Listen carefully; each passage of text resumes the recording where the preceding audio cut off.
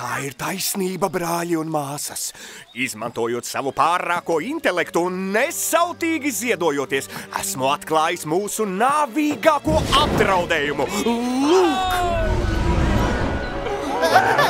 Vai mums uzbruka ķirbji? Nē, taču nē! Mums uzbruk vilki!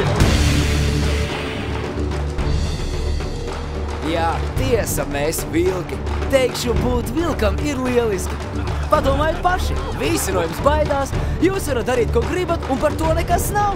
Un tā es dzīvoju. Es, Pelēcis. Pēc 3 dienām Pelēcis tiksies ar bezausī. Uzvarētājs būs jaunais vadonis. Pelēcis vadonis! Viņam viss ir joks!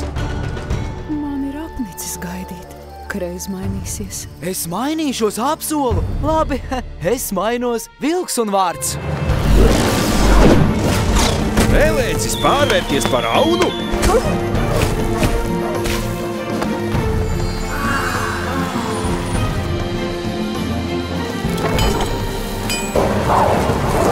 Lai kādās ziepēs tu būtu, īsti draugi tevi nekad nepametīs. Ei, brāl, te tu esi! Sveiks! Vilks aitas ādā. Aizsāties uz kino?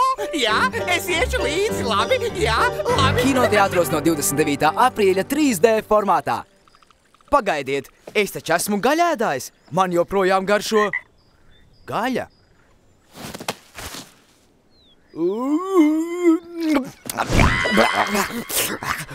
Negaršo viss.